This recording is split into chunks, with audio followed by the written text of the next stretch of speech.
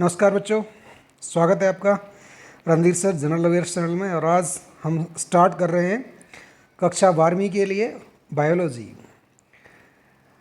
NCERT cover करेंगे साथियों हम, और इसका मुख्य उद्देश्य रहेगा 12वीं की बोर्ड परीक्षा को टारगेट करके हमने एक पूरा सीरीज स्टार्ट कर रहे हैं आज से, जिसमें हमने लिया है बायोलॉजी का first chapter reproduction in organism, जीवों में जनन।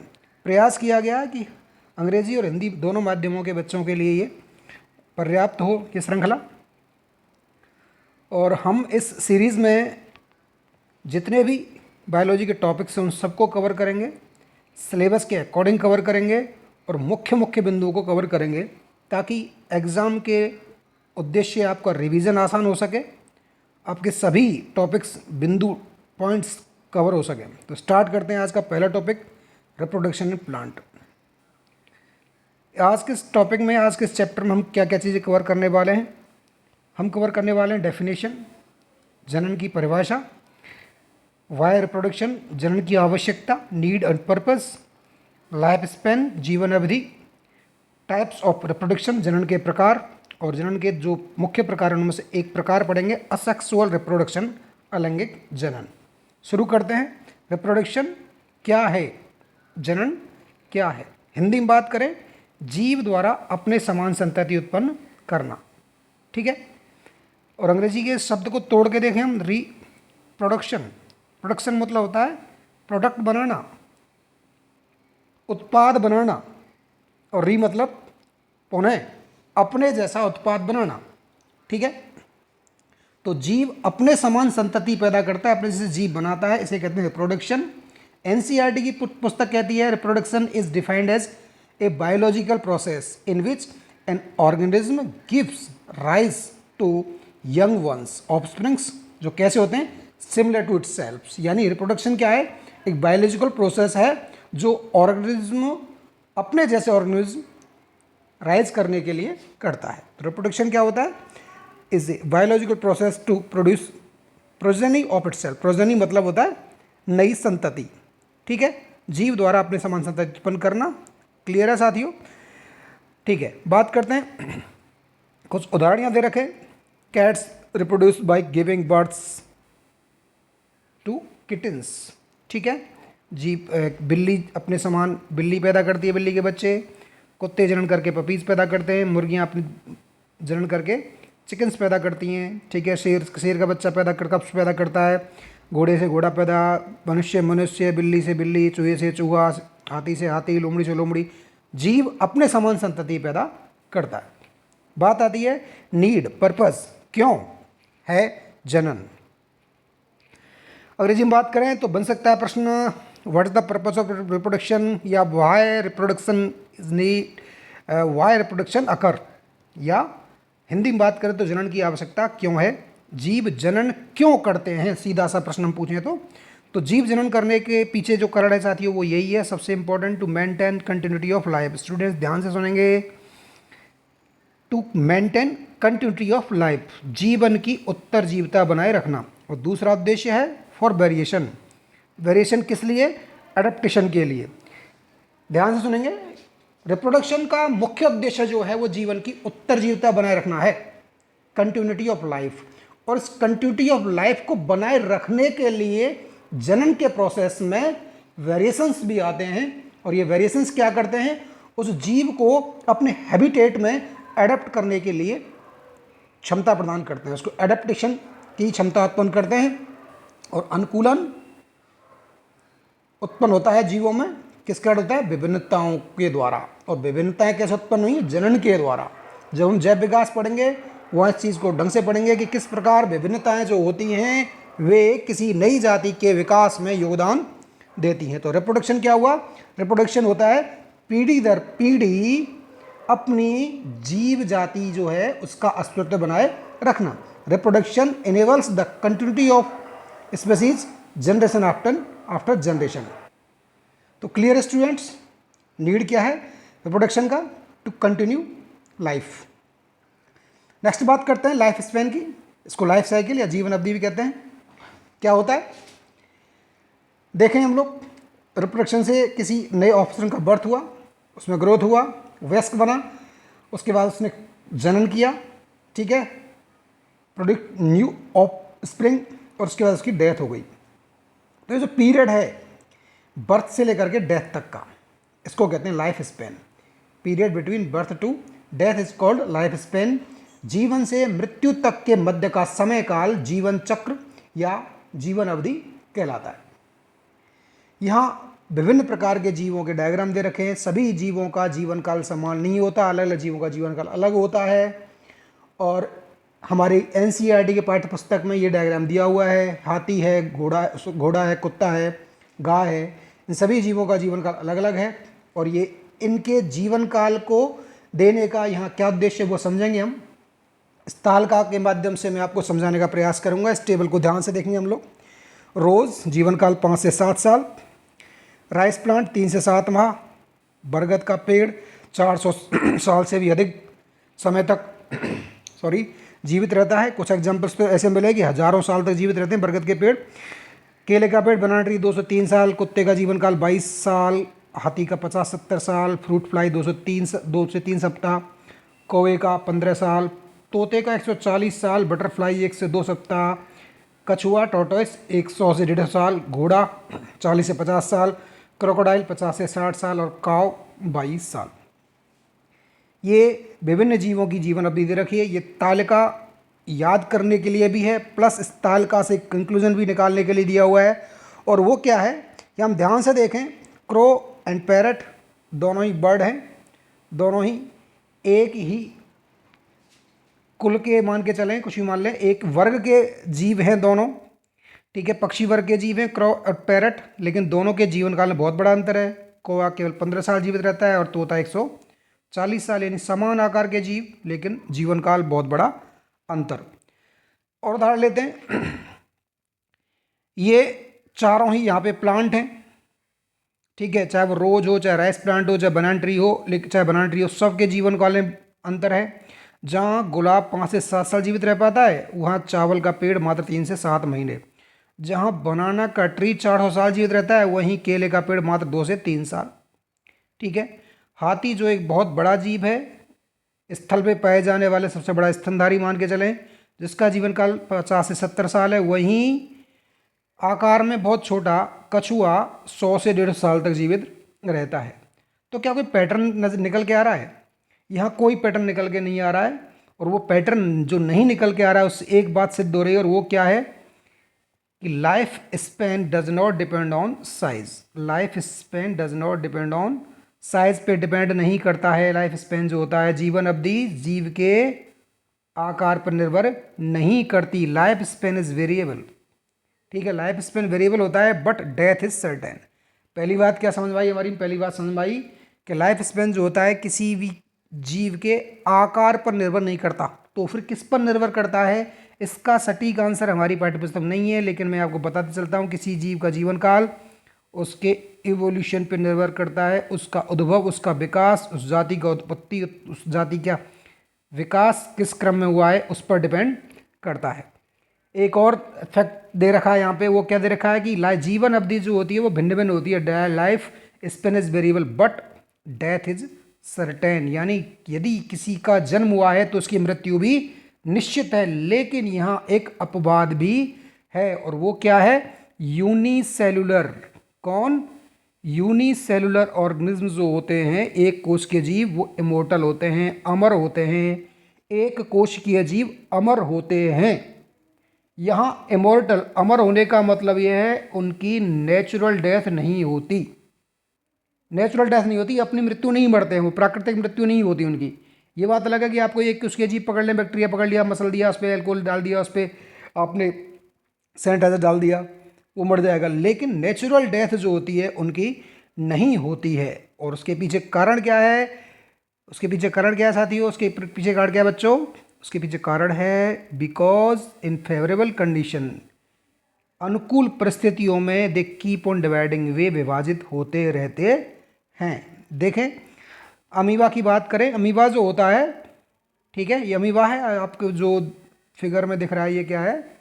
ये अमीबा है। अमीबा जब वृद्धावस्था में पहुंचता है, इसका लाइफ स्पेन पूरा हो रहा होता है लेकिन डेथ नहीं होती, ध्यान से सुनेंगे। तो क्या करता है, इसका साइटोप्लाज्म ऐसे इस प्रकार से डिवाइड होना शुरू होता है, साथ ही साथ इसका न्यूक्लियस भी ऐसा लंबत होकर के बेलनाकार होकर डिवाइड होना शुरू होता है। दो न्यूक्लियस बन जाते हैं और साइटोप्लाज्म इस प्रकार से 8 के आकार में दूर तो चला जाता है, दोनों विपरीत दिशा में गति करते हुए, और दो नई सेल बन जाती हैं। इस पहली वाली सेल को जिससे पैदा हुई है इसको क्या कहेंगे, मातृ कोशिका यानी मदर सेल, और जो बनने वाली दोनों कोशिकाएं को कहेंगे पुत्री कोशिकाएं, डॉटर सेल्स। तो क्या इस मदर सेल की मृत्यु हुई, क्या ये मर गई? नहीं, इस मदर सेल किस में विभाजित हो गई, दो नई पुत्री कोशिकाओं में। ये दो नई पुत्री कोशिकाएं बन गई, भविष्य में चल करके ये प्रत्येक पुत्री कोशिका दो नई पुत्री कोशिकाएं बना लेगी। इस प्रकार से ये एक कोश के विभाग कभी भी नहीं मरेगी, ठीक है। यानी कि कोई भी यूनिसेलुलर ऑर्गेनिज्म अपनी नेचुरल डेथ नहीं मरता है, इमोर्टल होता है। अपवाद हो गया ये। बात करते हैं रिप्रोडक्शन के मोड्स की, टाइप, रिप्रोडक्शन के टाइप कौन कौन से होते हैं, ठीक है। मुख्य रूप से रिप्रोडक्शन के दो टाइप हैं। नंबर 1 सेक्सुअल रिप्रोडक्शन और नंबर 2 असेक्सुअल रिप्रोडक्शन, ठीक है। सेक्सुअल रिप्रोडक्शन और असेक्सुअल रिप्रोडक्शन बात करेंगे। तो आज के इस वीडियो में हम केवल असेक्सुअल रिप्रोडक्शन को कवर करने वाले हैं। दोबारा सुनेंगे, रिप्रोडक्शन के मुख्य रूप से दो ही प्रकार होते हैं, सेक्सुअल और असेक्सुअल, ठीक है।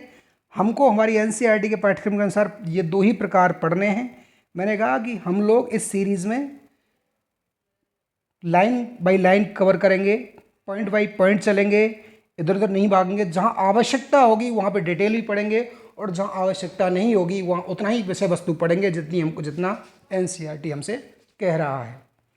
जहाँ हमको लगेगा कि ये टॉपिक ऐसा है, यहाँ से कुछ अन्य प्रश्न कर सकते हैं, नीट एग्जाम वगैरह में इंपॉर्टेंट चीज़ बन सकती हैं, तो वहाँ पे उन चीज़ों को भी देखेंगे, ठीक है। मोड ऑफ रिप्रोडक्शन किस पे डिपेंड करते हैं, किस पे डिपेंड करते हैं, हैबिटेट पे, इंटरनल फिजियोलॉजी पे, अदर फैक्टर। जनन के जो प्रकार हैं वो दो चीज़ों पर निर्भर करते हैं। मुख्य रूप से आवास, जीव किस प्रकार के आवास में पाया जा रहा है, और उसकी आंतरिक शारीरिक संरचना किस प्रकार की है, इंटरनल फिजियोलॉजी किस प्रकार की है, ठीक है। वो लोअर ऑर्गेनिज्म है या हायर ऑर्गेनिज्म है, उसकी ऊतकीय गठन किस प्रकार सा है, उसमें फ्रूटिंग बॉडी बनी या नहीं बनी है। इस प्रकार से जो इंटरनल फिजियोलॉजी होती है उस पर डिपेंड करेगा। उसके अलावा कुछ अन्य कारक भी होते हैं, अदर फैक्टर्स भी होते हैं। शुरुआत करते हैं असेक्सुअल रिप्रोडक्शन की। असेक्सुअल रिप्रोडक्शन जैसा कि शब्द से दिख रहा है, हम इसको अलग अलग कर लेते हैं। असेक्सुअल रिप्रोडक्शन यानी जहाँ पे सेक्सुअल के विपरीत हो गया साथियों, यानी कि जहाँ पे सेक्स सेल, सॉरी क्या चीज़, ऐसा जनन या इन विच रिप्रोडक्शन जिसमें सेक्स सेल जो होती हैं वो इन्वॉल्व नहीं होती, उसको कहते हैं अलैंगिक जनन। यानी कि जहाँ लैंगिक विभेदन नहीं होता, यानी जहाँ नर व मादा का विभेदन नहीं होता, यानी जिस जनन में नर व मादा का योगदान नहीं होता उसे हम असेक्सुअल रिप्रोडक्शन कहते हैं। ये तो मैंने बताया अपने अपने शब्दों में।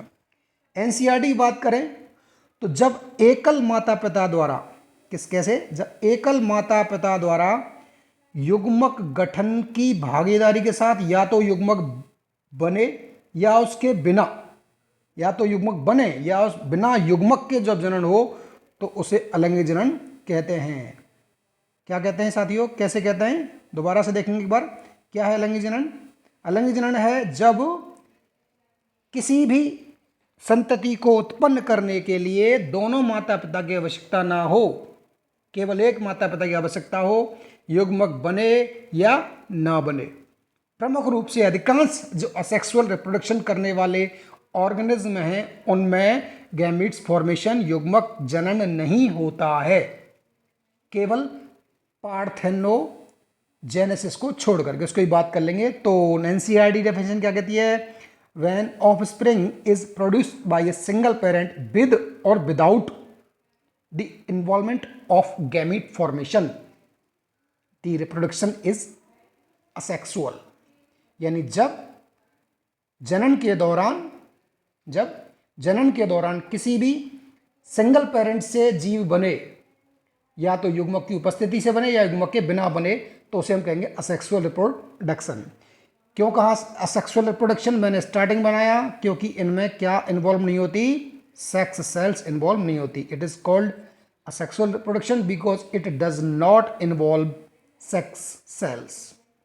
यहाँ पे अपवाद है असेक्सुअल रिप्रोडक्शन का, जिनमें गैमेट्स बनते हैं, जिनमें युग्मक का निर्माण होता है, लेकिन क्या नहीं होता है, इसका नाम है अनिषेक जनन, पार्थेनोजेनेसिस। यानी अनिषेक का मतलब हुआ बिना निषेचन के गैमेट्स तो बनते हैं लेकिन जनन नहीं होता। जैसे कि मधुमक्खी, ततैया, ठीक है, टर्की एक पक्षी है, रोटिफर्स यानी चक्रधर जीव जो होते हैं, और विपटेल छिपकली। विपटेल छिपकली की तो ये विशेषता होती है कि इस प्रकार की प्रजाति में नर होते ही नहीं है, केवल मादाएं होती हैं। डेफिनेशन की बात करें, पार्थेनोजेनेसिस क्या कहता है, इसको अनिषेक जनन भी बोलते हैं, ठीक है।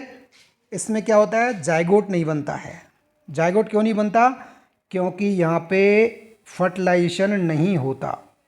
पार्थेनोजेनेसिस में क्या गीमेट्स तो बन जाते हैं लेकिन क्या नहीं होता, फर्टिलाइजेशन नहीं होता। फर्टिलाइजेशन नहीं होता तो जायगोट नहीं बनेगा, यानी कि अंडाणु नहीं बनेगा बिना अंडाणु वृद्धि के, और किससे, केवल अंडे से ही वयस्क जीव बन जाएगा, ठीक है। एग्जाम्पल हमने देख ही लिए। नेक्स्ट हम बात करते हैं फीचर्स। किसके फीचर्स? असेक्सुअल रिप्रोडक्शन के फीचर। इंपॉर्टेंट चीज़ें हैं, ध्यान रखेंगे। विशेषताएं पूछ सकता है, अलैंगिक जनन की विशेषताएं बताइए। नंबर 1, सिंगल पेरेंट्स इन्वॉल्व होते हैं। नंबर 2, नो फर्टिलाइजेशन, निषेचन नहीं होता है, ठीक है, क्योंकि गैमेट फॉर्मेशन भी नहीं होता है। गैमेट फॉर्मेशन नहीं होता, युग्मक जनन नहीं होता, निषेचन नहीं होता, ठीक है। ये बहुत कम समय में होता है, occurs in very short time, कम समय में होता है। क्यों? इसलिए ऑर्गेनिज्म जो होते हैं बहुत जल्दी मल्टीप्लाई, ठीक है, गुणित हो जाते हैं और बहुत जल्दी ये बढ़ते भी हैं। ग्रो रैपिडली, ऑर्गेनिज्म जो होते हैं वो मल्टीप्लाई होते हैं बहुत जल्दी और ग्रो भी बहुत जल्दी होते हैं। और नंबर 5 सबसे important, of spring is genetically similar. मैं एक मान चलो ये एक सेल है, मदर सेल, इससे 2 कोशिकाएं बन रही हैं और यहाँ पे क्या हो रहा है, असेक्सुअल रिप्रोडक्शन हो रहा है। असेक्सुअल रिप्रोडक्शन मुख्यतः मियोसिस से होता है। कुछ माइटोसिस के एग्जाम्पल भी मिलेंगे, माइटोसिस का एग्जाम्पल होंगे, लेकिन वहाँ पे क्या नहीं होगा, फर्टिलाइजेशन नहीं होगा। फर्टिलाइजेशन नहीं होगा तो माइटोसिस के द्वारा जो सेल बनी है, पुत्री सेल, वह अपनी जनक के समान होगी। अर्थात मदर सेल से जब डॉटर सेल्स बनेंगी, वो डॉटर सेल आपस में एक दूसरे के आइडेंटिकल होंगी और अपने जनक के समान भी होंगी। अर्थात अलैंगिक जनन द्वारा उत्पन्न सभी संततियां आपस में समान होती हैं और अपने जनक के समान भी होती हैं। और इसके लिए एक वर्ड है clone. The term clone in use to describe such morphologically and genetically similar individuals. आनुवंशिक और शारीरिक रूप से जो जीव समान दिखते हैं उनके लिए क्लोन शब्द का इस्तेमाल किया जाता है। और असेक्सुअल रिप्रोडक्शन में उत्पन्न सभी संततियां आपस में एक दूसरे का और अपने जनक के लिए क्लोन होती हैं। ये सबसे इंपॉर्टेंट यहाँ पे कैरेक्टरिस्टिक हो गया इसका। अब जो हम पढ़ने वाले हैं यहाँ से आगे, उसका मैंने एक संक्षिप्त रूप से एक तालिका बनाई हुई है, यानी कि पूरे असेक्सुअल रिप्रोडक्शन को एक टेबल पे मैंने लाकर रख दिया है। आप इस टेबल का स्क्रीनशॉट ले सकते हैं। यही आपको पूरे असेक्सुअल रिप्रोडक्शन में आपको बारी बारी से पढ़ना है, डिटेल ज़्यादा नहीं पढ़नी है। आएगा क्या एग्जाम में? आएगा एग्जाम में एग्जाम्पल आएगा। एग्जाम्पल आएगा, एग्जाम्पल कैसे आएगा? या तो वो देगा जनन का प्रकार और उसके एग्जाम्पल पूछेगा, या जीव का नाम देगा और उसका प्रकार पूछेगा, या फिर 4-5 जीव देगा, उनमें से डिफ्रेंशिएट कराएगा। इस प्रकार से एग्जाम्पल जो एमसी क्वेश्चन होते हैं उसमें रिस्पॉन्स पूछेगा, बहु विकल्पी प्रश्न जो होते हैं। और जब बात आएगी डिटेल की तो किसी जनन के प्रकार पर आपसे पूछ सकता है। बारी बारी से देखते हैं। हमने जनन, अलैंगिक जनन को 2 वर्गों में बांट लिया है, एक कोश के जीवों में, यूनिसेलुलर में और मल्टी सेलुलर में। यूनिसेलुलर में फिर 2 भागों में बांट लिया है, मोनेरा में और प्रोटिस्टा में। मोनेरा में एग्जाम्पल है बैक्टीरिया। बैक्टीरिया का डिटेल हमारे सिलेबस में नहीं है, केवल इतनी सी लाइन आपको बता देता हूँ। बैक्टीरिया में फिजन होता है, खंडन होता है, और यह फिजन सबसे सरलतम प्रकार होता है। इस फिजन को सेल डिवीजन भी कह सकते हो आप, कि सब कोशिका सामान्य रूप से विभाजित हो गई। कोशिका में क्या हुआ? मियोसिस, सामान्य रूप से ये विभाजित हो गई। उसके बाद क्या है, प्रोटिस्टा। प्रोटिस्टा में हमारे पास एग्जाम्पल हैं किताब के अनुसार 3 एग्जाम्पल हैं, अमीबा, पैरामीशियम और यूग्लिना। इसके अलावा लेशमानिया भी है और भी बहुत सारे एग्जाम्पल हैं, ठीक है, प्रोटोजोन्स भी हैं। तो अमीबा, पैरामीशियम, यूग्लिना ये हमारा यूनिसेलुलर प्रोटिस्टा वर्ग हो गया। उसके बाद मल्टी सेलुलर बहुकोष के जीवों की बात करें तो इनको फिर 2 वर्गों में बांटा है हमने। लोअर ऑर्गेनिज्म यानी कि वे जीव जिनका शारीरिक संगठन निम्न स्तरीय है, लोअर डिफरेंशिएट है, यानी कि विभेदन पूर्ण रूपेण नहीं हुआ है। जब हम क्या पढ़ेंगे, बायोटेक्नोलॉजी, ऊतक संवर्धन पढ़ेंगे, तब वहाँ हम ये डिटेल पढ़ेंगे विभेदन के बारे में। लो डिफरेंशियस मतलब लेस डिफरेंशियस। जब हम सर आकार की पढ़ते हैं तो हम देखते हैं कि एक जीव का निर्माण पहले सेल्स होती हैं, फिर टिश्यूज़ बनते हैं, फिर ऑर्गन बनते हैं, फिर ऑर्गन सिस्टम बनता है और फिर पूरा एक बॉडी स्ट्रक्चर निर्मित होता है। इस दौरान यानी कि एक कोशिका से पूरे जीव की वृद्धि होते समय विभाजन का विभेदन का एक प्रोसेस होता है और इस प्रोसेस के दौरान जो जो जातियाँ बनती चली गई हैं उनमें से जिनका विकास कम हुआ है वो लोअर ऑर्गेनिज्म और जिनका विकास ज़्यादा हो चुका है वो हायर ऑर्गेनिज्म। लोअर ऑर्गेनिज्म आएंगे हमारे, कौन कौन से देखते जाएं, पेनिसिलियम, हाइड्रा, स्पॉन्ज और एल्गी, ये एग्जाम्पल हम पढ़ेंगे। यानी कि इसमें एल्गीज हैं, इसमें फंजाई हैं, ठीक है। पेनिसिलियम, हाइड्रा, स्पॉन्ज और एल्गी एग्जाम्पल हम हमारे सामने मिलेंगे। पेनिसिलियम में कोनिडिया द्वारा होगा, अलंगेजनन, हाइड्रा में बडिंग द्वारा अलंगेजनन होगा, स्पॉन्ज में जेम्यूल द्वारा, इसको जेम्युलेशन, गैमुलेशन कुछ भी बोल सकते हो आप, और एल्गी में फ्रेगमेंटेशन एंड जूस्पोर्ट दोनों के द्वारा अलंगेजनन होगा। इसको पढ़ेंगे आगे चल के। और हायर ऑर्गेनिज्म में हम जो एग्जाम्पल पढ़ने वाले हैं, हायर ऑर्गेनिज्म में यहाँ सीधे हम पहुँच जाएंगे, इस पर प्लांट्स की बात आ जाएगी। देखें साथियों, जब क्लासिफिकेशन पढ़ के आए 9th क्लास में, तो क्लासिफिकेशन में हमने क्या पढ़ा हुआ है, क्लासिफिकेशन में हमने पढ़ा हुआ है जंतु जगत का वर्गीकरण। आपको ध्यान हो तो जंतु जगत में हमने पढ़ा था पंच जगत परिकल्पना, रॉबर्ट विटेकर ने दी थी पंच जगत परिकल्पना। वो हमने पढ़ा था मोनेरा, प्रोटिस्टा, फंजाई, एल्गी, ये पढ़े थे सभी, ध्यान है तो आप लोगों को, ठीक है। वहाँ पे आता है प्लांटी एनिमेलिया, सबसे उच्च स्तरीय है। तो हम इस क्रम से चलें तो हम पहुँच गए कहाँ पे, अब हम पहुँच गए प्लांटी पे। तो हायर ऑर्गेनिज्म मतलब पौधों की बात होगी, प्लांट्स की बात होगी, ठीक है। और इन प्लांट्स में कौन कौन से हैं देखते चलें। प्रकार यहाँ पे पढ़ेंगे, ठीक है। किसके प्रकार पढ़ेंगे, असेक्सुअल रिप्रोडक्शन के। पौधों में असेक्सुअल रिप्रोडक्शन को क्या कहा जाता है, याद करें, हम पढ़ चुके हैं छोटी क्लासेस में, इसको कहा जाता है कायिक जनन, वेजिटेटिव रिप्रोडक्शन। और यहाँ पे 8 प्रकार हम पढ़ेंगे। रनर जो घास में पाया जाता है, सकर जो बनाना में पाया जाता है, ऑफसेट जो इकोर्निया में पाया जाता है, ट्यूबर जो पोटैटो में पाया जाता है, बल्बिन जो अगावे में पाया जाता है, राइजोम जो जिंजर, टर्मरिक आदि में पाया जाता है, लीफ बर्ड का एकमात्र उदाहरण पढ़ेंगे हम यहाँ पे ब्रायोफिल्लम, और स्टोलोन जो कि मिंट और जैस्मिन में पाया जाता है। इसके अलावा और कुछ भी होगा तो वही पढ़ते जाएंगे। Let's start types of asexual reproduction in unicellular. और फर्स्ट हम लेंगे सबसे पहले क्या, द्विखंडन, बाइनरी फिजन। और द्विखंडन का सबसे बेहतरीन उदाहरण है हमारे सामने अमीबा। बाइनरी फिजन क्या होता है, सरल सा जनन है जिसमें एक कोशिका विभाजन करके 2 कोशिकाओं में विभाजित हो जाती है और प्रत्येक विभाजन के बाद बनी हुई प्रत्येक जो पुत्री कोशिका होती है वो विकसित होकर के एक वयस्क कोशिका बना लेती है। इस cell divides into 2 halves, each rapidly grows into a adult. एक कोशिका 2 भाग में विभाजित हो जाती है और प्रत्येक भाग 23 से विकसित होकर एक वयस्क बन जाता है। वयस्क मतलब यहाँ पे एक कोशिकीय वयस्क होगी, यानी कि कोशिका वयस्क हो चुकी है, ठीक है। एग्जाम्पल देखें, ये पेरेंट अमीबा है। पेरेंट अमीबा में क्या हुआ, एलोगनेशन हुआ, यानी कि न्यूक्लियस जो है वो इस प्रकार से दीर्घित हो गया है, ठीक है। और साइटोप्लाज्म भी 2 विपरीत दिशाओं में 2 पोल बन गए अमीबा के। इस प्रकार से मैं मान लूँ उत्तरी और दक्षिणी पोल, ऐसे 2 पोल दोनों तरफ इकट्ठा होना शुरू हो जाएगा और ये न्यूक्लियस पहले विभाजित हो जाएगा, न्यूक्लियस पहले विभाजित हो जाएगा और उसके पश्चात ये साइटोप्लाज्म 8 के आकार बन चुका है, ये न्यूक्लियस डिवाइड हो चुके हैं और उसके बाद साइटोप्लाज्म विभाजित होकर के 2 डॉटर सेल बना लेगा। सरल सा कोश के विभाजन है। यहाँ विशेषता क्या याद रखनी है कि ये इर्रेगुलर होता है। कैसा होता है, इर्रेगुलर यानी अनियमित होता है। अमीबा में विखंडन अनियमित होता है, किसी भी तल से हो सकता है। यहाँ हम देख पा रहे हैं ऐसे हुआ है, ठीक है, ये ऐसे भी हो सकता था, ये ऐसे भी हो सकता था, ये ऐसे भी हो सकता था, किसी भी तल से अमीबा में द्विखंडन हो सकता है। नेक्स्ट बात करें युगलीना।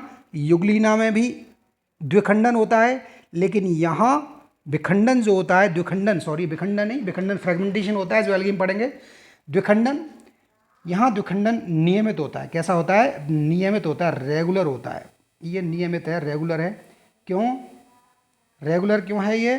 क्योंकि ये निश्चित तल से हो रहा है, निश्चित तल से हो रहा है। और निश्चित तल कौन सा है? वो है लॉन्गिट्यूडनल, लंबवत रूप से युगलिना दो कोशिकाओं में विभाजित हो जाती है और प्रत्येक पुत्री कोशिका एक नया युगलिना बना लेती है। पैरामीशियम की बात करें तो पैरामीशियम में भी नियमित विभाजन होता है, और यहाँ नियमित का मतलब निश्चित तल से विभाजन होता है, यानी यहाँ भी कैसा डिवीजन होता है, फिजन होता है, रेगुलर फिजन होता है। अमीबा में इरेगुलर था, पैरामीशियम में और उससे पहले युगलिना में कैसा है? रेगुलर फिजन है। ठीक है, यहाँ इस प्रकार से ट्रांसवर्स बाइनरी फिजन होता है, अनुप्रस्थ विभाजन होता है, इसे क्षैतिज द्विखंडन भी कहते हैं। ठीक है, तुलना कर लेते हैं तीनों की। अमीबा द्विखंडन, तीनों में द्विखंडन है। अंतर क्या है? अमीबा में क्या हो रहा है? अनियमित तल से विभाजन होता है, इरेगुलर बाइनरी डिफ्यूजन है। इन दोनों में कैसा है? रेगुलर है। लेकिन युगलिना में लॉन्गिट्यूडनल, पैरामीशियम में हॉरिजॉन्टल या ट्रांसवर्स। ओके, नेक्स्ट बात करते हैं मल्टीपल फिजन, बहुखंडन की। मल्टीपल फिजन मतलब ये हुआ कि एक कोशिका के अंदर बहुत सारे जीव पहले से बन जाए। प्रोसेस समझेंगे। ये प्लाज्मोडियम है। इस प्रोसेस में क्या होता है? द्विखंडन में केवल दो पुत्री कोशिकाएं बनी थी, लेकिन यहाँ पे many daughter cells are produced from the parent cell. वहाँ पे द्विखंडन हुआ, दो कोशिकाएं बनी। यहाँ पे बहुखंडन है, बहुत सारी कोशिकाएं बनेंगी। ठीक है, प्लाज्मोडियम का उदाहरण यहाँ देख पा रहे हैं। प्लाज्मोडियम में क्या होता है? ये पेरेंट सेल है, इसके अंदर न्यूक्लियस है। न्यूक्लियस ने डिवीजन करके बहुत सारे न्यूक्ली बन गए और ये संरचना बन गई सिस्ट, पुटी भवन, सिस्ट बन गई। और सिस्ट के ब्रेक होने से प्रत्येक जो न्यूक्लिय है वो निकल करके बाहर आकर के प्रत्येक पुत्री कोशिका एक नया प्रोटोजोआ बना लेगी। ठीक है, हमने इससे पहले बाइनरी फिजन में क्या पढ़ा था? हमने पढ़ा था बाइनरी फिजन में केंद्रक और कोशिका द्रव्य, न्यूक्लियस और साइटोप्लाज्म साथ साथ विभाजित हो रहे होते हैं। Division of nucleus and cytoplasm along with. Okay, एक चीज और दे रखी यहाँ पे अमीबा में भी बहुखंडन होता है, लेकिन कब होता है? इन अनफेवरेबल कंडीशन। ये यहाँ पे डायग्राम दे रखा है, इसको और ढंग से समझने का प्रयास करेंगे। Multiple fission in amoeba. Amoeba में जो मल्टीपल फिजन होता है ये विषम परिस्थितियों में होता है।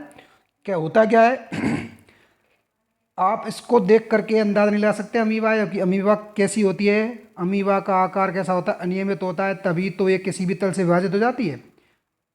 अमीबा अनियमित आकार की होती है, इसीलिए ये अनियमित तल से विभाजन करती है। तो विपरीत परिस्थितियां आने पर, जब परिस्थितियां जनन के अनुकूल नहीं है, तो अपने ये जो स्यूडोपोड्स हैं, इनको पादप बोलते हैं, स्यूडोपोड्स को ये विड्रॉल कर लेती है। गोलाकृति में हो गई। गोलाकृति में होने के बाद इसके चारों ओर 3 लेयर की एक त्रिस्तरीय कठोर आवरण बन जाता है। 3 लेयर्ड सिस्ट। क्या बन गई? ये सिस्ट बन गई। यहां ये सिस्ट बन गई। ठीक है, सिस्ट यहीं बन चुकी है, सिस्ट बन गई। सिस्ट बनने के बाद इसके जो न्यूक्लियस है, वो न्यूक्लियस डिवीजन होकर के न्यूक्लियस में डिवीजन होगा और बहुत सारे न्यूक्लियस बन जाएंगे, डॉटर न्यूक्लियस बन जाएंगे। इन न्यूक्लियस, ये जो न्यूक्लियस हैं आगे चल के किसमें बदल जाएंगे? बताइए, ये आगे चल के बदल जाएंगे स्यूडोपोडियोस्पोर में, बीजाणुओं में परिवर्तित हो जाएंगे। ठीक है, उसके बाद दोबारा से ये क्या बन जाएंगे? स्यूडोपोड्स बन जाएंगे। स्यूडोपोडियोस्पोर्स का ये पादप का निर्माण हो जाएगा। उसके बाद ये सिस्ट जो है फट जाएगी और प्रत्येक स्यूडोस्पोर जो है ये बाहर निकल करके प्रत्येक स्यूडोस्पोर जो है ये प्रत्येक नया अमीबा बना लेगा, एडल्ट अमीबा बन जाएगा। ठीक है साथियों, तो यहाँ पर क्या चीज़ ध्यान रखने वाली है? यहाँ पर ध्यान देने वाली चीज़ जो है वो ये, नंबर 1, अमीबा में बहुखंडन कब होता है? विपरीत परिस्थिति आने पर। विपरीत परिस्थिति आने पर यह बहुखंडन कहाँ तक चलता है? ये बहुखंडन यहाँ तक चलता है, केवल पुटी भवन तक चलता है। पुटी भवन के अंदर बहुखंडन तक चलता है, यानी कि ये सिस्ट बनती है। सिस्ट के अंदर क्या होता है? बहुखंडन, मल्टीपल फिजन होता है। ये परिस्थिति रहती है कब तक, यहाँ तक अनफेवरेबल कंडीशन।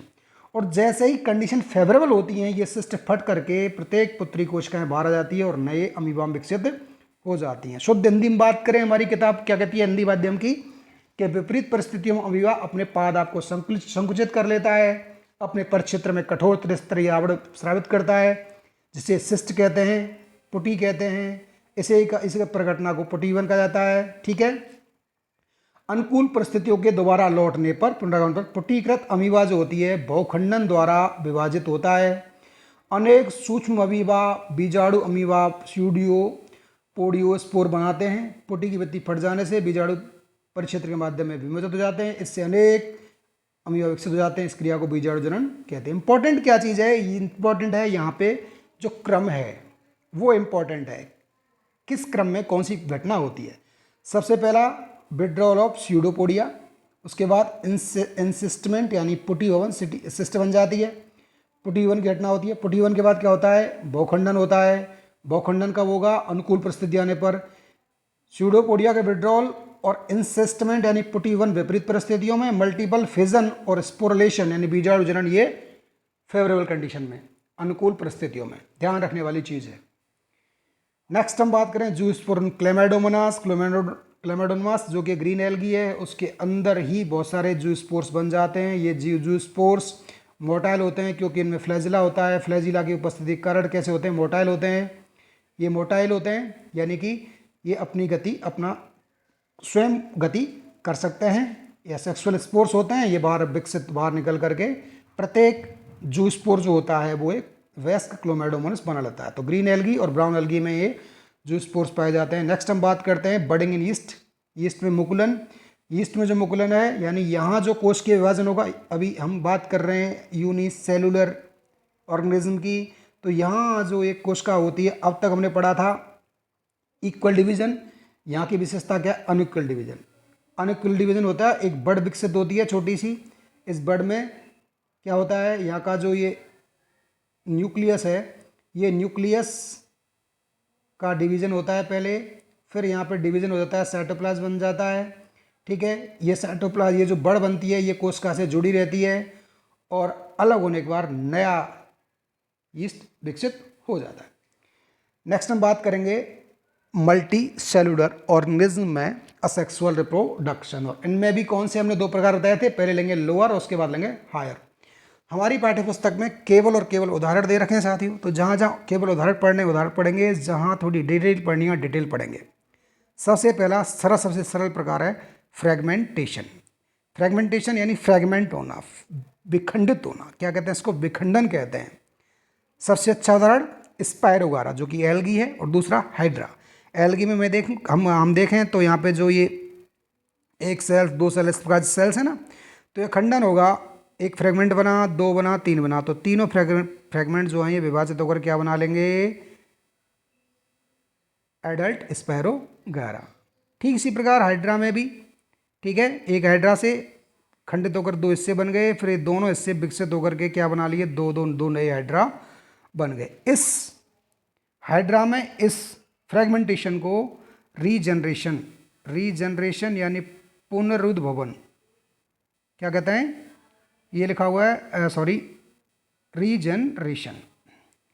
रीजनरेशन भी बोलते हैं इसको, क्या बोलते हैं, रीजनरेशन भी बोलते हैं, यानी विखंडन को रीजनरेशन भी कहा जाता है। ठीक है, उसके बाद है कोनोडिया। कोनोडिया किसमें पाया जाता है, कोनोडिया पाया जाता है पेनिसिलियम में। पेनिसिलियम क्या, एक फंजाई है, आप अपने आसपास देख सकते हैं इसको। पेनिसिलियम में जो कोनोडियन विकसित होती हैं, और कोनोडी जिस पर विकसित होती हैं उसको बोलते हैं कोनोडियोफोर। कोनोडियोफोर में बहुत सारी कोनोडिया बन जाती हैं। ये कोनोडिया जो होती हैं ये नॉन मोटाइल होती हैं, इनमें कोई गति नहीं होती है। ठीक है, ये फंजाई से विलग होकर के जब इनका एक निश्चित क्रम होता है जिसको यूरोटियल्स कहा जाता है, ये पृथक होकर के मदर प्लांट से पृथक होकर के, मदर ऑर्गेनिज्म से पृथक होकर के नए जीव विकसित कर लेते हैं। कोनोडिया हो गया पेनिसिलियम में। बडिंग एंड हाइड्रा में मुकुलन। हमने बडिंग यीस्ट भी पढ़ा था साथियों, बडिंग एंड हाइड्रा आ गया, दोनों में अंतर पढ़ेंगे जब हमारा चैप्टर पूरा होगा। जैसे ही हम बहुत सारी चीज़ें, छोटी मोटी चीज़ें हैं, उनका एक एक करके विश्लेषण करेंगे, यानी कि मैंने कहा कोई भी चीज़ नहीं छूटने वाली। यहाँ पे जो कुछ भी इंपॉर्टेंट है वो सब कुछ आपको मिलेगा यहाँ पे। बडिंग एंड हाइड्रा में बडिंग कैसे होती है देख सकते हो आप। ये पेरेंट हाइड्रा है, पेरेंट हाइड्रा पे बड विकसित हुई है, बड से पूरा एक एडल्ट हाइड्रा बना, ये पृथक हो गया इससे। ये इसकी विशेषता क्या है, ये बड कहाँ बन रहा है, शरीर से बाहर बन रहा है, एक्सटर्नल बड है, इसको एक्सोजीनस बडिंग कहा जाता है। ठीक है, हाइड्रा में एक्सोजीनस बडिंग कहा जाता है। उसके बाद हम बात करें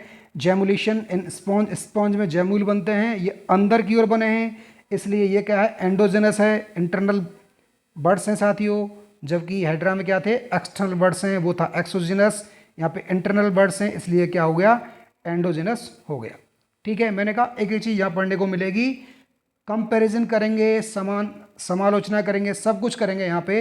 इसके लिए ज़रूरी है आप मेरे चैनल को सब्सक्राइब कीजिए, आप नए हैं तो, और यदि पुराने हैं देख रहे हैं मेरा चैनल तो निरंतर देखते रहिए, लाइक कीजिए, अपने फ्रेंड सर्कल में शेयर कीजिए। और खासकर उन बच्चों के लिए जो 12th क्लास में बायोलॉजी पढ़ रहे हैं, उनको समस्या आ रही है कि हम कैसे समझें, क्योंकि पाठ्य पुस्तक में जो कुछ मैटर दिया हुआ है, मैटर बहुत अच्छा है, लेकिन उसको व्यवस्थित करने का काम एक टीचर का होता है, और कहीं कहीं भी समस्या आ जाती है। तो उस समस्या का समाधान के लिए हमने ये प्रोसेस, ये सीरीज शुरू की है। उसके बाद बात करते हैं हायर ऑर्गेनिज्म में सेक्सुअल रिप्रोडक्शन। और हायर ऑर्गेनिज्म मैंने बता दिया पहले ही, यहाँ पे किसकी बात होगी, प्लांट्स की बात होगी। और प्लांट्स में असेक्सुअल रिप्रोडक्शन का मतलब क्या हुआ, यानी एक ही पौधे से नया पौधा बन जाए।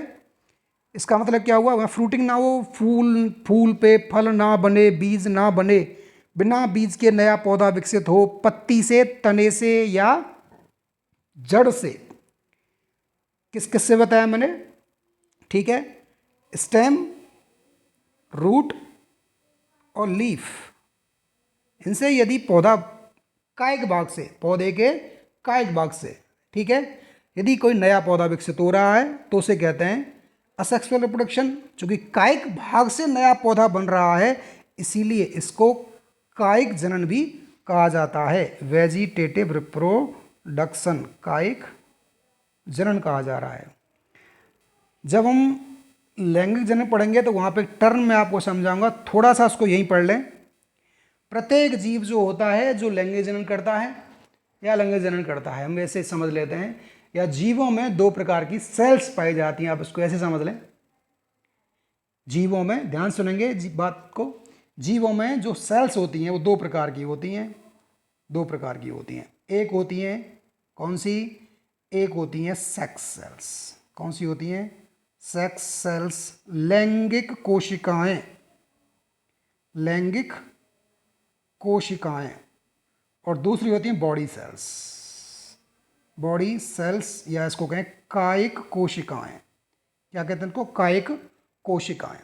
ठीक है, तो यहां मैं कह रहा हूं पादपों में जब कायिक भाग से, कायिक कोशिकाओं से, इसकी डिटेल हम पढ़ेंगे सेक्सुअल रिप्रोडक्शन के टाइम पे, कायिक भाग से नया पौधा विकसित हो, तो इसीलिए इसको कहा जा रहा है क्या, इसको कहा जा रहा है कायिक जनन, कायिक जनन। कायिक भाग का मतलब हो गया, कायिक भाग का मतलब क्या हो गया, पत्ती हो सकती हैं, तना हो सकता है, जड़ हो सकती है। यहाँ फूल तो नहीं लगते, यहाँ फल तो नहीं बनते ना। फल की परिभाषा वो नहीं है कि सब आलू लग गया है, गन्ने में से रस चूस लिया हमने, वो फल है। ठीक है, वो फल नहीं होता साथियों, फल के लिए बीज का बनना भी जरूरी है। चलो बात करते हैं नेक्स्ट, एग्जाम्पल्स लेते चलते हैं बारी बारी से, जैसे हमारी किताब में दे रखा है। एग्जाम्पल्स हैं types of asexual reproduction in multi cellular higher organism, कायिक जनन के प्रकार, पादपों में कायिक जनन के प्रकार, विधि और उसके उदाहरण। सबसे पहला रनर। रनर किसमें पाया जाता है, रनर पाया जाता है ग्रास में, स्ट्रॉबेरी, मिंट में। रनर क्या होता है, जैसे नाम से दिख रहा है रनर, दौड़ने वाला, बिल्कुल ठीक है। एक क्षैतिज तना इस प्रकार से दौड़ता चला जाता है, आपने अपने लॉन की में देखा हो, घास में देखी हो आपने ऐसे दौड़ती हुई, तो वहाँ पे मतलब ऐसा नहीं कि आप जाएं और आपको भागती हुई दिखाई दे, इसका मतलब उसकी गति होती है इस प्रकार से, हॉरिजेंटल उसका डेवलपमेंट होता है, और उसमें जगह जगह पे ऐसे ऐसे नोड्स बनते जाते हैं। नोड्स से क्या होता है, रूट्स और ऊपर शूट्स विकसित होते हुए चले जाते हैं। ठीक है, उसके बाद बात करें राइजोम की। राइजोम भी क्या होता है, हॉरिजेंटल रूट्स होते हैं इस प्रकार के, ठीक है, सॉरी हॉरिजेंटल स्टेम होते हैं, और हॉरिजेंटल स्टेम होते हैं, लेकिन अंतर क्या है, ये ज़मीन के अंदर होते हैं, अंडरग्राउंड स्टेम होते हैं। अंडरग्राउंड स्टेम जहाँ जहाँ बर्ड्स होती हैं, उन बर्ड्स से नीचे की ओर जड़ें निकलेंगी और ऊपर की ओर प्ररोह निकलेगा, यानी कि नीचे निकलेंगी रूट्स, ऊपर निकलेंगे shoots. Rhizome example ginger, turmeric, sugar cane. Next हम बात करते हैं शुकर की। तो शुकर क्या है? शुकर भी तने का एक भाग होता है, और वो होता कहाँ से है? वो भी ज़मीन के अंदर होता है, लेकिन ये हॉरिजेंटली नहीं बढ़ रहा है, ये सीधे वर्टिकल रूप से ऊपर आ रहा है। ठीक है, कैसे आ रहा है? सॉरी, ऑब्लिक रूप से ऊपर आ रहा है। Sucker start from the underground stem and shoots up to surface, surface पे निकल के आ जाता है शूट्स, और रूट्स चली जाती है नीचे। उदाहरण है बनाना, पाइनएप्पल और क्राइजेंथेमम। ये उदाहरण दे रखे हैं, तीन उदाहरण साथियों। हमारे पाठ्य पुस्तक में चल रहे हैं हम लोग। उसके बाद है ट्यूबर। ठीक है, ट्यूबर का उदाहरण क्या है? आलू। देख पा रहे हैं अपने स्क्रीन पे आप, ये आलू प्रकंद। तना जो है ये भूमिगत तना होता है। इस भूमिगत तने में इस प्रकार की क्या पाई जाती हैं? आई बर्ड्स पाई जाती हैं। आई बर्ड्स, आइज तो बहुत सारी होती है, लेकिन आई बर्ड्स उनको कहते हैं, सॉरी, जहाँ जर्मेटिंग आई बर्ड्स उनको कहते हैं जहाँ से शूट्स और रूट्स निकलती हैं। ठीक है, ट्यूबर्स क्या होते हैं? पोटैटो, जैसे कि potato are fleshy underground storage structure. Storage structure मतलब वो अपना भोजन का संग्रह यहाँ करता है पौधा। यहाँ एक और छोटी सी बात बताते चलो साथियों, हम पौधे का वही भाग खाते हैं जहाँ पौधा अपना भोजन स्टोर करता है, क्योंकि हमने पौधे से क्या प्राप्त करना है? भोजन। हम आलू का क्या खा रहे हैं? स्टेम खा रहे हैं, आलू की पत्तियां तो नहीं खा रहे हैं। तो आलू के स्टेम में क्या हो रहा है? भोजन स्टोर हो रहा है। ठीक है, ये एक बढ़ा हुआ पार्ट होता है, एनलार्ज स्टेम होता है। ये दिख, ऐसा नहीं कि हमको स्टेम पे दिखे, इस पे पेड़ खड़ा हुआ दिख गया था, एनलार्ज होता है। शाखाएं जमीन के नीचे चले जाती हैं। ठीक है, और इन पे क्या होती है? स्मॉल आई बर्ड्स होती हैं सरफेस पे इनकी पे। Each of these birds can form a new plant genetically identical to parents. आनुवंशिक रूप से समान होते हैं, ऐसा नहीं कि सब आलू अलग अलग दिखते हों। संरचनात्मक की बात नहीं हो रही, किसकी बात हो रही है? आनुवंशिक लक्षणों की। ऑफसेट, ठीक है, ऑफसेट क्या होता है? ऑफसेट भी क्या है? एक तरीके का रनर है, लेकिन किसमें? एक्वेटिक प्लांट में। ऑफसेट, ऑफसेट को रनर कहा जाता है एक्वेटिक प्लांट का। एक्वेटिक प्लांट का उदाहरण यहाँ पे पिस्टिया और इकॉर्निया। जलीय पौधे होते हैं जिनमें लंबी क्षैतिज शाखाएं विकसित होती चली जाती हैं जल के ऊपर। जहाँ जहाँ नोड्स होते हैं वहाँ से ऊपर पत्तियाँ, शूट्स, नीचे रूट्स विकसित होती चली जाती हैं, पिस्टिया और इकॉर्निया। ठीक है, उदाहरण दे रखे हैं पिस्टिया, ये आपका ऑफसेट है, ऐसे क्षैतिज तल पे पानी के पे। ठीक है, नीचे रूट्स विकसित हुई, ऊपर लीव्स विकसित हो रही हैं। ये है पिस्टिया और ये है इकॉर्निया। नेक्स्ट हम बात करते हैं बुलबिल इन अगावे। विधि का नाम बुलबिल, पौधे का नाम है अगावे। जमीन के ऊपर होता है, खड़े हुए तने पे होता है, बुलबिल बन जाते हैं ऐसे, इस प्रकार से बने हुए बुलबिल। ठीक है, अगावे प्लांट्स एंड क्या करते हैं बताइए? Bulbil are small aerial rosettes. Aerial rosettes होते हैं, पत्तियों के झुंड की तरह होते हैं, और उन पत्तियों के झुंड से नीचे जड़ निकलती है, ऊपर क्या निकल जाता है? प्ररोह विकसित हो जाता है। जबकि बल्ब में क्या होता है? बुलबिन और बल्ब में अंतर बता रहा हूँ। बुलबिन क्या हो? एरियल हुआ, स्टेम पे होता है ऊपर, और ये अंडरग्राउंड होते हैं जमीन के अंदर। बुलबिन का आपको दिख पा रहे होंगे, ये ऑनियन है। ठीक है, ये एक तस्तरी नुमा, डिस्क नुमा, चकती नुमा एक संरचनाएं बनती चली जाती हैं इस प्रकार से, जो अंडरग्राउंड से निकल के आती हैं, और धीरे धीरे पूरा प्रभाव जमीन से उभर जाता है और रूट्स नीचे चली जाती हैं। ठीक है, ये इसकी डिटेल है। प्याज, लहसुन, ट्यूलिप, डेफोफिल, जलकुंभी जैसे पौधों के लिए बल्ब वनस्पति प्रकार की इकाई है। तने को छोटा करके डिस्क बना दिया जाता है, जिसे अक्सर बेसल प्लेट कहा जाता है, जिसके किनारे के आसपास जड़ें निकलती हैं। ठीक है, स्टोलोन। स्टोलोन आपको देखें, ये रनर जैसा ही लग रहा है। रनर, ऑफसेट, ये सब एक ही चीज़ें लगभग साथियों, थोड़ा थोड़ा सा अंतर होता है। माइनर में से देखते चलेंगे क्या है। स्टोलोन में ये क्षैतिज तना इस प्रकार से विकसित हो रहा है। ठीक है, अंतर क्या होता है? ये थोड़ा सा एरियल होता है जमीन से। रनर में क्या था? वो क्षैतिज तल के समानांतर चल रहा था। ठीक है, ये एरियल है, एरियल प्रोस्टेट है ब्रांच। उदाहरण आप देख पा रहे, मिंट है, पुदीना और धनिया। लीफ बर्ड्स, पर्ण कलिका, ब्रायोफिल्लम इसका उदाहरण है। यहाँ पे बर्ड्स बन रही हैं ब्रायोफिल्लम के किनारों पे, नीचे जड़ विकसित हो रही है, ऊपर नया पौधा विकसित हो रहा है। ब्रायोफिल्लम इसका एग्जाम्पल है। टेरर ऑफ बंगाल, ये हमारी किताब में टर्म दे रखा है। बंगाल का आतंक किसे कहते हैं? इसका सबसे अच्छा उदाहरण साथियों एक ही है, टेरर ऑफ बंगाल किसे कहते हैं? वो है जलकुंभी। जलकुंभी को भारत के बाहर से लाया गया था। ये दिखने में बहुत सुंदर होती है। कैसे सुंदर होती है? देखें साथियों, ये इस प्रकार से, ये ऑफसेट नाम, ऑफसेट प्रजनन की विधि किसी है, ऑफसेट। ये जलकुंभी है, इस प्रकार से ताजनुमा इसकी पत्तियां होती हैं। इस प्रकार से दिखने में बहुत सुंदर होता है। इसकी सुंदरता के कारण इसको भारत में लाया गया, बंगाल में लाया गया। लगभग लाने के पीछे भी कहानी है जो है हम बताएंगे कभी किसी नेक्स्ट क्लास में। इसके फूल भी बहुत सुंदर लगते हैं। ला तो इसको ले तो आए, लेकिन इससे समस्या पैदा हो गई। समस्या क्या थी? इसकी स्पीड, इसका जो ग्रो होने का स्पीड है बहुत अधिक, बहुत तेज़ी से होता है। तो होता क्या है कि जिस जलाशय में, इसकी विशेषता क्या होती है? स्टेजेंट ठहरे हुए मीठे जल में पाया जाता है। स्टेजेंट वाटर जो होता है उसमें पाया जाता है। तो वहाँ पर होता ये है कि जब ये तेज़ी से विकसित होगा, पूरे जल को कवर कर लेगा। वहाँ पर अन्य प्रकार के जो फ्रूटफुल, जो फायदेमंद पौधे होते हैं, जो जलीय प्लांट्स होते हैं, उनसे प्रतिस्पर्धा करेगा, उनको नष्ट कर देगा। जल की सारे ऑक्सीजन को अवशोषित कर लेगा। ऑक्सीजन अवशोषित कर लेगा तो जलीय जीवों को हानि पहुंचेगी, जैसे कि मछलियां होगी मर जाएंगी। और इतना तेजी से जनन करता है ये कि इसकी वृद्धि को रोक पाना बहुत कठिन हो जाता है। ठीक है, जलकुंभी बंगाल का आतंक है। ये सारी डिटेल जो है हमने आपकी पाठ्य पुस्तक से ली है। इसको आप बैठ करके तसल्ली से किताब से देख करके पढ़ सकते हैं, समझ सकते हैं। और अंतिम जो चीज़ है वो क्या है? How does a asexual structure develop? वो कह रहा है कि कोई स्ट्रक्चर जो होती है, असेक्सुअल स्ट्रक्चर, जैसे ये मैंने स्टेम बनाया, शुगर केन मान लें, कुछ ही मान लें, इससे नया पौधा या नया प्लांट बनता कैसे है? बहुत सिंपल सा है कि इन पे जो बर्ड्स पाई जाती हैं, जैसे मैंने कहा यहाँ बर्ड्स है, ये कोई बर्ड ले लो, चाहे आलू के ऊपर ले लो, सोरन ग्लोब, ये बर्ड्स जैसे ही मॉइस्चर के संपर्क में आएगा और यहाँ से रूट्स और शूट्स विकसित होना शुरू हो जाएंगे। व्हेन नोड्स ऑफ प्लांट या एनी पार्ट, जो डिवाइडिंग सेल, कोई भी ऐसी विभाजित कोशिका हो जिसके संपर्क में क्या आ जाए? मॉइस्चर आ जाए, तो नया ऑफस्प्रिंग बन जाएगा। थैंक यू साथियों।